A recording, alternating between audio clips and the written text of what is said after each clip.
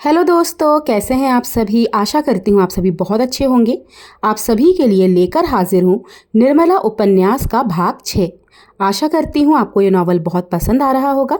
पसंद आ रहा है तो प्लीज़ मेरे चैनल को लाइक करें, शेयर करें और सब्सक्राइब करें। आइए बढ़ते हैं उपन्यास की ओर। उस दिन अपने प्रगाढ़ प्रणय का सबल प्रमाण देने के बाद मुंशी तोताराम को आशा हुई थी कि निर्मला के मर्म स्थल पर मेरा सिक्का जम जाएगा, लेकिन उनकी यह आशा लेश मात्र भी पूरी ना हुई। बल्कि पहले तो वह कभी कभी उनसे हंसकर बोल भी लिया करती थी। अब बच्चों ही के लालन पालन में व्यस्त रहने लगी।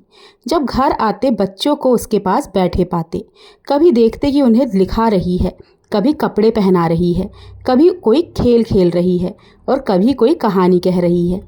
निर्मला का त्रसित हृदय प्रणय की ओर से निराश होकर इस अवलंब ही को गनीमत समझने लगा। तोताराम के साथ हंसने बोलने में उसे जो संकोच, अरुचि तथा जो अनिच्छा होती थी, यहाँ तक कि वह उठकर भाग जाना चाहती थी, उसके बदले बालकों के सच्चे सरल स्नेह से चित्त प्रसन्न हो जाता था। पहले मनसाराम उसके पास आते हुए झिझकता था, लेकिन अब वह कभी कभी आ बैठता था। वह निर्मला का हम उम्र था, लेकिन मानसिक विकास में 5 साल छोटा। हॉकी और फुटबॉल ही उसका संसार, उसकी कल्पनाओं का मुक्त क्षेत्र तथा उसकी कामनाओं का हरा भरा बाग था।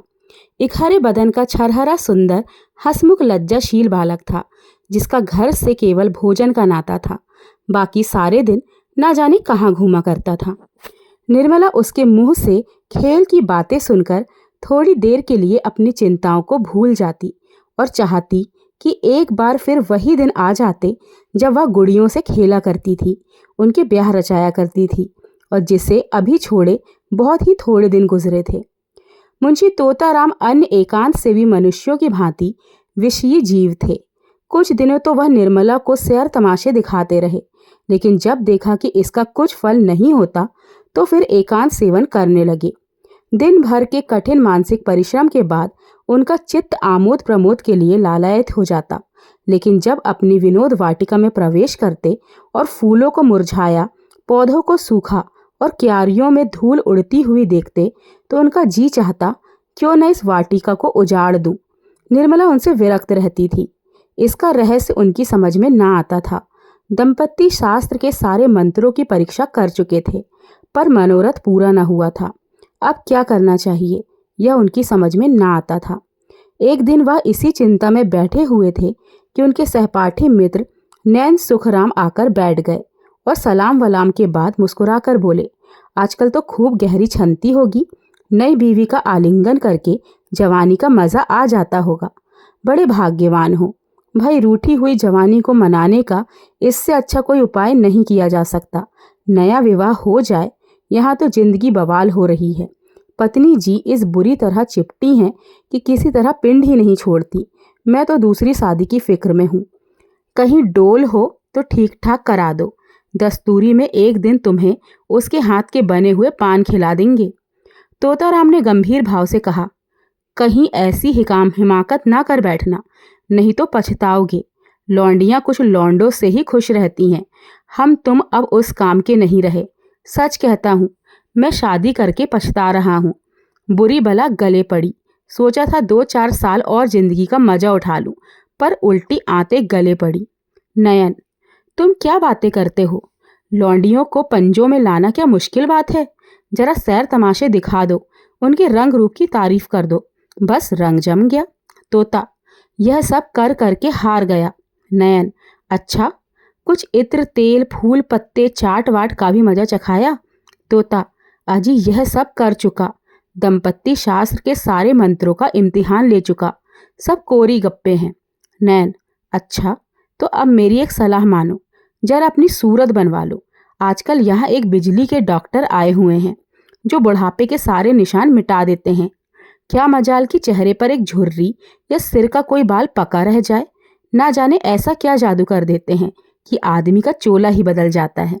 तोता, फीस क्या लेते हैं? नैन, फीस तो सुना है ज्यादा लेते हैं, शायद 500 रुपये। तोता, अजी कोई पाखंडी होगा, बेवकूफ़ों को लूट रहा होगा।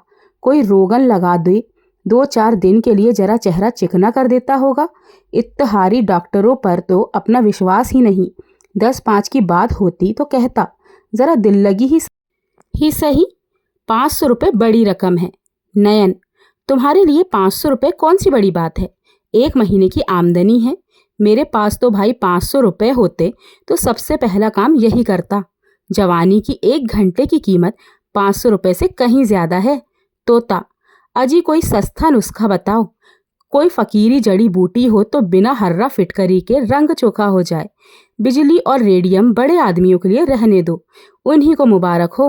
नयन, तो फिर रंगीलेपन का स्वांग रचो या ढीला ढाला कोट फेंको। तंजेब की चुस्त अचकन हो, चुन्नटदार पजामा, गले में सोने की जंजीर पड़ी हुई, सर पर जयपुरी साफा बंधा हुआ, आंखों में सुरमा और बालों में हिना का तेल पड़ा हुआ। तोंद का पिचकना भी जरूरी है। दोहरा कमरबंद बांधो, जरा तकलीफ होगी पर अचकन सज उठेगी। खिजाब मैं लगा दूंगा। 150 गजलें याद कर लो। मौके मौके से शेर पढ़ो। बातों में रस भरा हो, ऐसा मालूम हो कि तुम्हें दीन दुनिया की कोई फिक्र ही नहीं। बस जो कुछ है प्रियतमा ही है। जवां मर्दी और साहस का काम करने का मौका ढूंढते रहो। रात को झूठ मूठ शोर करो, चोर चोर, और तलवार लेकर अकेले पिल पड़ो।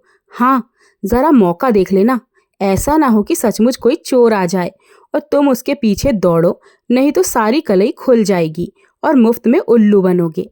उस वक्त जो जवां मर्दी इसी में है कि दम साधे पड़े रहो, जिससे वह समझे कि तुम्हें खबर ही नहीं हुई। लेकिन जो ही चोर भाग खड़ा हो, तुम भी उछलकर बाहर निकलो और तलवार लेकर कहाँ कहाँ करके दौड़ो। ज्यादा नहीं, 1 महीने मेरी बातों का इम्तिहान करके देखो। अगर तुम्हारा दम ना भरने लगे तो जो जुर्माना कहोगे वह दूंगा। तोताराम उस वक्त तो यह बात हंसी में उड़ा चले, जैसे ही एक व्यवहार कुशल मनुष्य को करना चाहिए। लेकिन इसमें कि कुछ बातें उनके मन में बैठ गई। उनका असर पड़ने में कोई संदेह ना था। धीरे धीरे रंग बदलने लगे, जिससे लोग खटक न जाएं। पहले बालों में शुरू किया, फिर सुरमे की बारी आई। यहाँ तक कि 1-2 महीनों में उनका कलेवर ही बदल गया। गजलें याद करने का प्रस्ताव तो हास्यप्रद था, लेकिन वीरता की डींग मारने में कोई हानि ना थी। उस दिन से वह रोज अपनी जवामर्दी का कोई न कोई प्रसंग अवश्य छेड़ देते। निर्मला को संदेह होने लगा कि कहीं इन्हें उन्माद का रोग तो नहीं हो गया। जो आदमी मूंग की दाल और मोटे आटे के फुलके खाकर भी नमक सुलेमानी का मोहताज हो, उसके छैलपन पर उन्माद का संदेह हो तो आश्चर्य ही क्या है। निर्मला पर इस पागलपन का और क्या रंग जमता। हाँ, उसे उन पर दया आने लगी। क्रोध और घृणा का भाव जाता रहा। क्रोध और घृणा उस पर होती है जो अपने होश में हो। पागल आदमी तो दया का ही पात्र होता है। वह बात बात में उनकी चुटकियां लेती, उनका मजाक उड़ाती, जैसे लोग पागलों के साथ किया करते हैं। हाँ, इसका ध्यान रखती थी कि वह समझ ना जाए। वह सोचती, बेचारा अपने पाप का प्रायश्चित कर रहा है। यह सारा स्वांग केवल इसलिए तो है कि मैं अपना दुख भूल जाऊं। आखिर अब भाग्य तो बदल सकता नहीं, इस बेचारे को क्यों जलाऊं। एक दिन रात को 9 बजे तोताराम बांके बने हुए सैर करके लौटे और निर्मला से बोले, आज 3 चोरों से सामना हो गया। मैं जरा शिवपुर की तरफ चला गया था। अंधेरा था ही। जो ही रेल की सड़क के पास पहुंचा तो 3 आदमी तलवार लिए हुए ना जाने किधर से निकल पड़े। यकीन मानो, तीनों काले देव थे। मैं बिल्कुल अकेला हाथ में सिर्फ एक छड़ी लिए खड़ा था। उधर तीनों तलवार बांधे हुए। होश उड़ गए। उलझ गया कि जिंदगी का यहीं तक साथ था। मगर मैंने भी सोचा, मरता ही हूं तो वीरों की मौत क्यों ना मरूं। इतने में एक आदमी ने ललकार कर कहा, रख दे पास जो कुछ हो और चुपके से चला जा।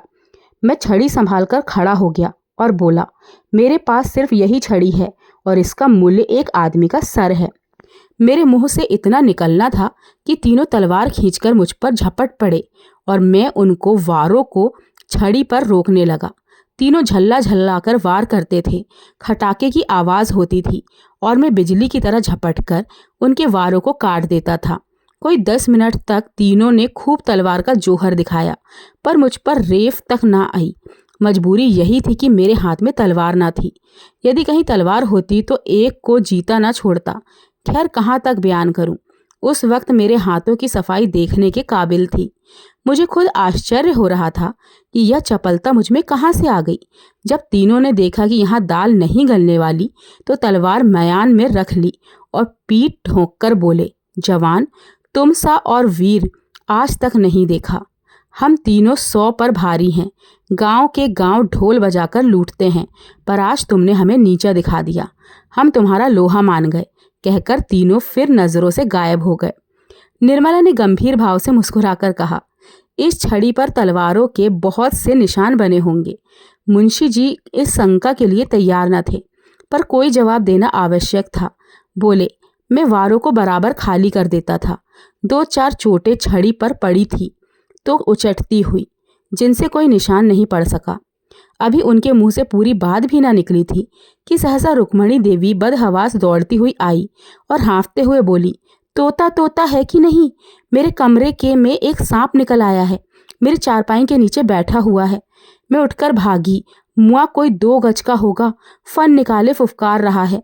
जरा चलो तो डंडा लेते चलना।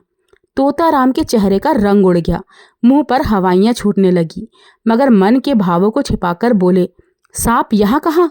तुम्हें धोखा हुआ होगा, कोई रस्सी होगी। रुक्मणी, अरे मैंने अपनी आंखों से देखा है, जरा चलकर देख ना लो। है मर्द होकर डरते हो। मुंशी जी घर से निकले, लेकिन बरामदे में फिर ठिठक गए। उनके पांव ही ना उठते थे, कलेजा धड़ धड़ कर रहा था। सांप बड़ा क्रोधी जानवर है, कहीं काट ले तो मुफ्त में प्राण से हाथ धोने पड़ेंगे। बोले, डरता नहीं, सांप ही तो है, शेर तो नहीं। मगर सांप पर लाठी नहीं असर करती, जाकर किसी को भेजूं, किसी के घर से भाला लाए। यह कहकर मुंशी जी लपके हुए बाहर चले गए। मनसाराम खाना खा रहा था। मुंशी जी तो बाहर चले गए। उधर वह खाना खाकर अपनी हॉकी का डंडा हाथ में लेकर कमरे में घुस पड़ा और तुरंत चारपाई खींच ली। सांप मस्त था, भागने के बदले फन निकालकर खड़ा हो गया।